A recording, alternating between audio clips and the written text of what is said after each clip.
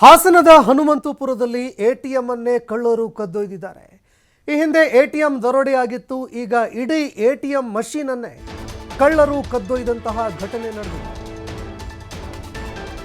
ಹಾಸನದ ಹನುಮಂತಪುರದಲ್ಲಿ ನಡೆದಂತಹ ಘಟನೆ ಇದು. ಹೆದ್ದಾರಿ ಪಕ್ಕದಲ್ಲಿ ಇರುವಂತಹ ಇಂಡಿಯಾ ಒನ್ ಎಟಿಎಂ ಅನ್ನ ಖದೀಮರು ಮಷೀನ್ ಸಹಿತವಾಗಿ ಕದ್ದೊಯ್ದಿದ್ದಾರೆ. ಇನ್ನು ಈ ಕಳ್ಳತನದ ಬಳಿಕ ಇದೀಗ ಸ್ಥಳಕ್ಕೆ ಶ್ವಾನದಳ, ಬೆರಳಚ್ಚು ತಜ್ಞರು, ಪೊಲೀಸರು ಭೇಟಿ ನೀಡಿ ಪರಿಶೀಲನೆ ಮುಂದುವರೆಸಿದ್ದಾರೆ. ಹಾಸನ ಗ್ರಾಮಾಂತರ ಪೊಲೀಸ್ ಠಾಣೆ ವ್ಯಾಪ್ತಿಯಲ್ಲಿ ನಡೆದಿರುವಂತಹ ಘಟನೆ ಇದು. ಒಂದು ಇಡೀ ಎಟಿಎಂ ಮಷೀನ್ ಅನ್ನೇ ಕದ್ದೊಯ್ದಿರುವಂತಹ ಪ್ರಕರಣ ಜನರನ್ನ ಒಂದು ಕ್ಷಣ ಬೆಚ್ಚಿ ಬೀಳಿಸಿದೆ.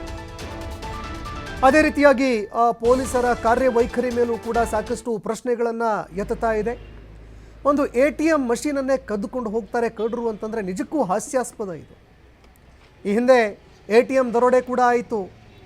ಎಟಿಎಂ ದರೋಡೆ ಪ್ರಕರಣದಲ್ಲಿ ಯಾರು ದರೋಡೆ ಮಾಡಿದ್ರು ಈವರೆಗೂ ಕೂಡ ಪತ್ತೆಯಾಗಲಿಲ್ಲ. ಈ ನಡುವೆ ಇಡೀ ಎಟಿಎಂ ಮಷೀನ್ ಅನ್ನೇ ಕಳ್ಳತನ ಮಾಡಿರುವಂತಹ ಒಂದು ಪ್ರಕರಣ ಜನರನ್ನ ಬೆಚ್ಚಿ ಬೀಳಿಸ್ತಾ ಇದೆ. ಮತ್ತೊಂದೆಡೆ ಒಂದು ಹಾಸ್ಯಾಸ್ಪದ ಪ್ರಕರಣ ಇದು. ಪೊಲೀಸ್ ಅಧಿಕಾರಿಗಳು ಅದೇ ರೀತಿಯಾಗಿ ವ್ಯವಸ್ಥೆ ಎಷ್ಟರ ಮಟ್ಟಿಗೆ ಭದ್ರತೆ ಕೊಡುತ್ತೆ ಅನ್ನುವಂಥದ್ದಕ್ಕೆ ಇದೊಂದು ಉದಾಹರಣೆ ಕೂಡ ಹೌದು. ಇದೀಗ ಇದಕ್ಕೆ ಸಂಬಂಧಪಟ್ಟಂತೆ ಎಟಿಎಂ ಕಳ್ಳರ ಬೆನ್ನು ಬಿದ್ದಂತಹ ಪೊಲೀಸರು, ಶ್ವಾನದಳ, ಬೆರಳಚ್ಚು ತಜ್ಞರು ಕೂಡ ಸ್ಥಳಕ್ಕೆ ಆಗಮಿಸಿದರು. ಅದೇ ರೀತಿಯಾಗಿ ಅನೇಕ ಫಿಂಗರ್ ಪ್ರಿಂಟ್ಗಳು ಹಾಗೂ ಇನ್ನಿತರ ಸ್ಯಾಂಪಲ್ಗಳನ್ನು ಕೂಡ ಅಧಿಕಾರಿಗಳು ಕಲೆ ಹಾಕಿದ್ದಾರೆ.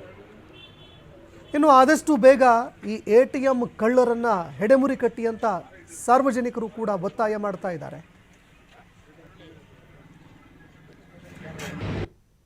ಹಾಸನ ಜಿಲ್ಲೆಯಲ್ಲಿ ಕಳ್ಳತನದ ಪ್ರಕರಣಗಳು ಹೆಚ್ಚಾಗ್ತಾ ಇದೆ. ರಾಜ್ಯ ಹೆದ್ದಾರಿ ಹಾಸನ ಮತ್ತು ಅರಕಲಗೂಡು ರಾಜ್ಯ ಹೆದ್ದಾರಿ ಇಂಡಿಯಾ ಎಟಿಎಂನಲ್ಲಿ ಈಗಾಗಲೇ ಎಟಿಎಂನ ಮಿಷಿನ್ ಏನಿದೆ, ಮಿಷಿನ್ ಸಮೇತ ಹಣವನ್ನು ಹೊತ್ತೊಯ್ದಿರುವಂತಹ ಘಟನೆ ನಡೆದಿದೆ.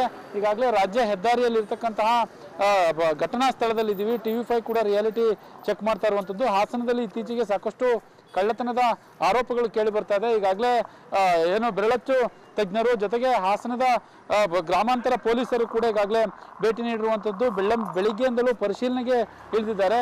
ಹಾರೆಯಲ್ಲಿ ಮೀಟಿದಂತಹ ಕಳ್ಳರು ಇಲ್ಲಿದ್ದಂತಹ ಎಟಿಎಂ ಮಿಷಿನ್ ಏನಿದೆ ಜೊತೆಗೆ ಹಣದ ಜೊತೆಗೆ ಹೊತ್ತೊಯ್ದಿದ್ದಾರೆ ಅನ್ನುವ ಆರೋಪಗಳು ಕೇಳಿ ಬರ್ತಾ ಇದೆ. ಒಳಗಡೆ ಸಿ ಕ್ಯಾಮ್ರಾ ಕೂಡ ಇರುವಂಥದ್ದು, CCTV ಕೂಡ ಇದೆ. ಆದರೆ ಅದರಲ್ಲಿ ಅದು ಸರಿ ಇತ್ತೋ ಇಲ್ವೋ ಅನ್ನೋದನ್ನ ಬ್ಯಾಂಕ್ ಸಿಬ್ಬಂದಿಗಳು ಹೇಳಬೇಕು. ಜೊತೆಗೆ ಈ ಜನನಿಬಿಡ ಪ್ರದೇಶದಲ್ಲಿ ಇಲ್ಲಿ ಸೆಕ್ಯೂರಿಟಿ ಗಾರ್ಡ್ ಕೂಡ ಇರಬೇಕಾಗುತ್ತೆ. ಆದರೆ ಸೆಕ್ಯೂರಿಟಿ ಗಾರ್ಡ್ ಕೂಡ ಇಲ್ಲದಿರುವುದು ಈ ಕಳ್ಳತನಕ್ಕೆ ಏನಾದರೂ ಕಾರಣ ಆಯ್ತಾ ಅನ್ನುವ ಸಾಕಷ್ಟು ಪ್ರಶ್ನೆಗಳು ಕೂಡ ಈಗಾಗಲೇ ಉದ್ಭವ ಆಗ್ತಾ ಇದೆ. ನಮ್ಮ ಜೊತೆ ಸ್ಥಳೀಯರನ್ನ ಮಾತನಾಡಿಸೋಣ. ಸರ್, ಇದು ಜನನಿಬಿಡ ಪ್ರದೇಶ, ಸಾಕಷ್ಟು 24x7 ಎಲ್ಲ ಜನರು ಕೂಡ ಓಡಾಡ್ತಾ ಇರ್ತಾರೆ. ಇಂಥ ಜಾಗದಲ್ಲಿ ಎಟಿಎಂನಲ್ಲಿ ದರೋಡೆ ಆಗಿದೆ ಅಂತಂದ್ರೆ ಒಂಥರ ಆತಂಕ ಅಲ್ವಾ ಅಂತ ಇದು? ಸರ್, ಅದೇ ಆಶ್ಚರ್ಯ ಆಗುತ್ತೆ. ಜನಗಳು ತುಂಬ ಓಡಾಡ್ತಾ ಇರ್ತಾರೆ, ಮತ್ತು ಇಲ್ಲಿ ಫ್ಯಾಕ್ಟ್ರಿ ವರ್ಕರ್ಸು ಓಡಾಡ್ತಾ ಇರ್ತಾರೆ. ಹಾಗಾಗಿ ಫ್ಯಾಕ್ಟ್ರಿ ಕ್ಲೋಸ್ ಆಗಿ ಜನಗಳು ಕಮ್ಮಿ ಮೂವ್ಮೆಂಟ್ ನೋಡ್ಕೊಂಬಿಟ್ಟು ಬಂದು ಎಟಿಎಮ್ನ ಓಪನ್ ಮಾಡ್ಕೊಂಬಿಟ್ಟು ಬಾಕ್ಸು ದುಡ್ಡು ಎಲ್ಲ ಕಳು ಮಾಡ್ಕೋಗಿದ್ದಾರೆ.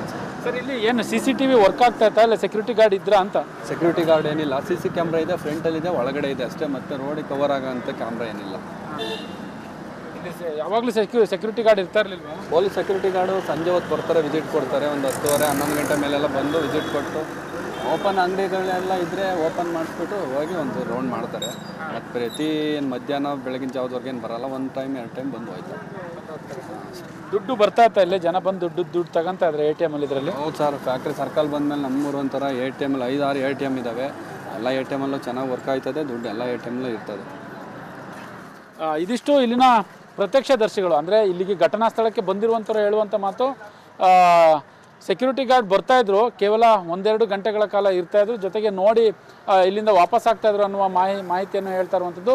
ಜನನಿಬಿಡ ಪ್ರದೇಶದಲ್ಲಿ ಈ ರೀತಿ ಕಳ್ಳತನ ಆಗಿರುವಂಥದ್ದು ಸಾಕಷ್ಟು ಆತಂಕಕ್ಕೆ ಕೂಡ ಮನೆ ಮಾಡಿರುವಂಥದ್ದು. ಕ್ಯಾಮ್ರಾ ಪರ್ಸನ್ ಕಿಶೋರ್ ಜೊತೆ ಪ್ರಕಾಶ್, TV5 ಹಾಸನ.